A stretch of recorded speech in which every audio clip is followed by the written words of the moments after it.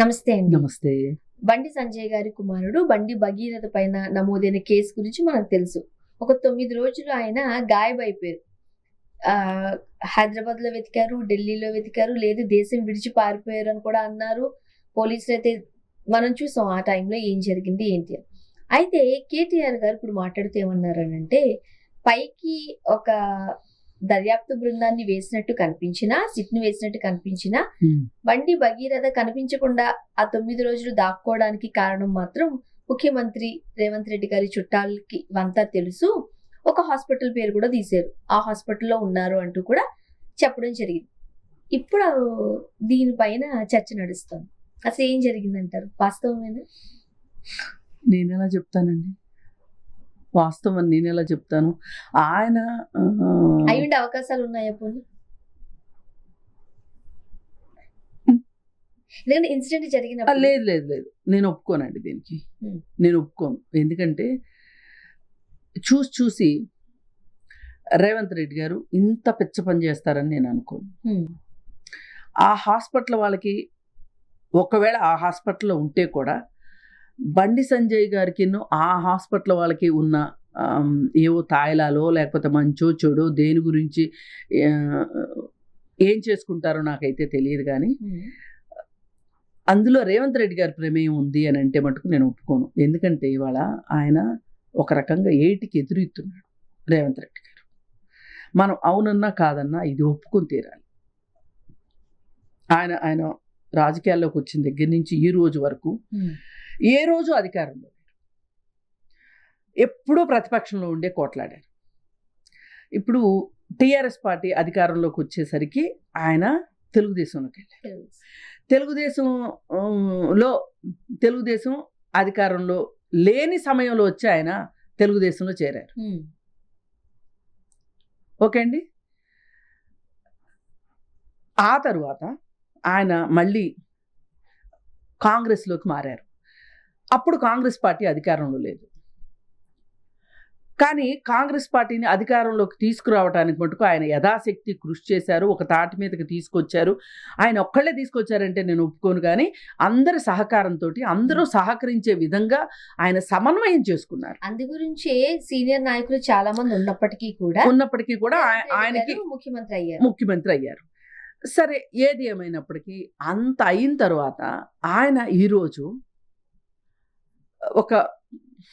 అది పోక్సో కేసులో నిందితుడికి ఆశ్రయం ఇప్పిస్తారు అని మాట్లాడటం ఎలా ఉందంటే, కేటీఆర్ గారు కూడా అంతగా ఆలోచించి మాట్లాడట్లేదు అని అనిపిస్తుంది. ఎందువల్ల ఆ వ్యాఖ్యలు చేసి ఉండొచ్చు? ఇప్పుడు ఒకటండి, అతన్ని అరెస్ట్ చేయించే వరకు నిజానికి టీఆర్ఎస్ పార్టీ ఒక రకంగా బాగానే పట్టుబట్టిందని చెప్పుకోవచ్చు. సోషల్ మీడియాను టీఆర్ఎస్ పార్టీ లేకపోతే కనుక, కొన్ని యూట్యూబ్ ఛానల్స్ లేకపోతే కనుక ఈ కేసు ఇక్కడ వరకు వచ్చేది కాదు. ఇది నిర్వివాదం. ఎందుకంటే ఆ టైంలో డైవర్ట్ చేశారు టాపిక్ ని. ఆ అమ్మాయి మేజర్ అన్నారు, అమ్మాయి క్యారెక్టర్ గురించి మాట్లాడారు. ఇతను చేసిన తప్పు గురించి డిస్కస్ చేయలేదు. ఎవరు చేశారు? యూట్యూబ్ ఛానల్సే చేసినాయి. అయితే యూట్యూబ్ ఛానల్స్తో పాటు టీఆర్ఎస్ పార్టీ యొక్క సోషల్ మీడియా విభాగం బాగా పనిచేసింది. ఎంత దూరం వెళ్ళి చేసిందంటే, బెయిల్ ఎక్కడ ఇస్తారు అనే ఉద్దేశంతో ఆ జస్టిస్ ఎవరైతే ఆవిడ ఉన్నారో, ఆవిడ బెయిల్ ఇవ్వడానికి ఉన్న ఆమె ముందర కాళ్ళకి బంధాలు కూడా వేసేశారు. సోషల్ మీడియా బాగా పనిచేసింది. సరే, ఆ విషయానికి మేమేమి మిమ్మల్ని తప్పుపట్టం, చెయ్యాల్సిందే. కానీ ఈరోజు ఒక తర్కం లేకుండా మాట్లాడారు కేటీఆర్ అని అనిపిస్తుంది నాకు. ఆ తర్కం ఏంటి అంటే, ఈయన కాసి నక్కల పాలు చేసుకుంటాడా రేవంత్ రెడ్డి? ఇప్పుడు ఎంత కష్టపడితే అతను అనుకున్న పొజిషన్కి అతను వచ్చాడు. ఆయన చాలా చాలా లెక్కల్లో వెళ్తున్నాడు రేవంత్ రెడ్డి గారు. మనం గమనిస్తే అటు పార్టీలో వ్యక్తుల్ని సమన్వయం చేసుకుంటున్నాడు, ఇటు సమస్యల్ని సమన్వయం చేసుకుంటున్నాడు. అలాగే ఖాళీ ఖజానా చేసి పెడితే మీరు దానిని ఎట్లా నింపుకోవాలి అనే దాని విషయంలో పోనీ ఖజానా నింపలేకపోతే అప్పులు చేసి ఎట్లయినా అప్పు చేసి పప్పు కూడు చేయాలనే విషయమైనా ఆలోచిస్తున్నాడు.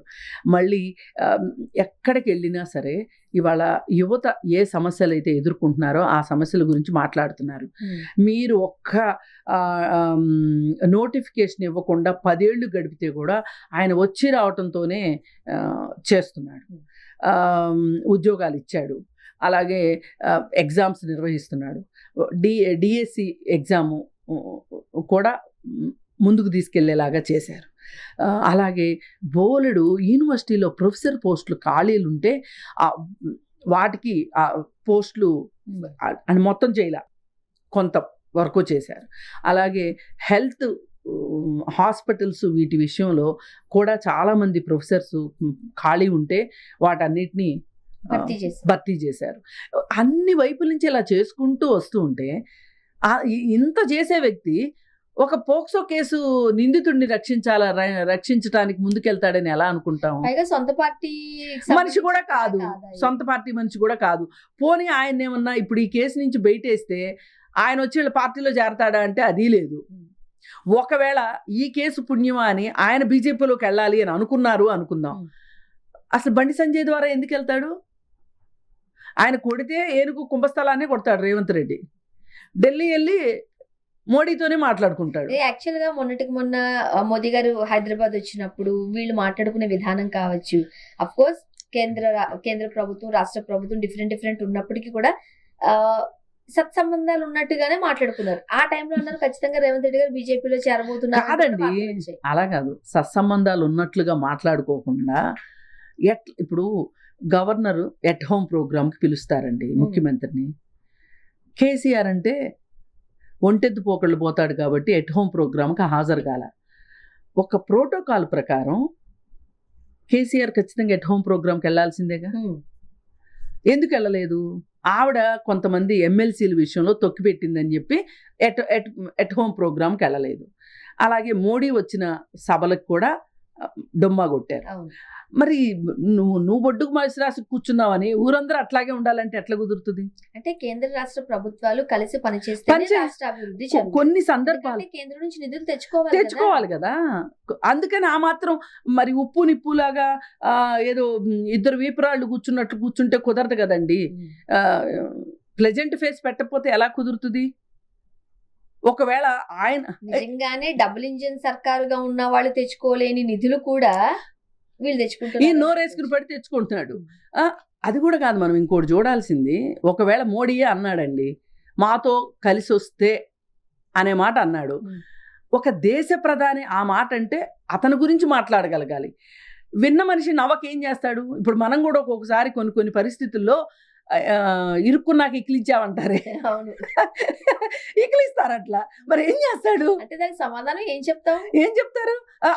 అక్కడే కాదు కూడదు అని చెప్పి కత్తి తీస్తారా బయటికి? లేదు కదా.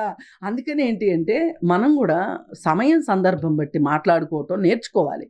కానీ ఇవాళ ఎలా అయిపోయిందంటే ప్రతిపక్షము అంటే ఉప్పు నిప్పులాగానే ఉండాలి అనే పరిస్థితిలో ఉంటున్నారు. ఇది తప్పు. వీళ్ళు చేశారు.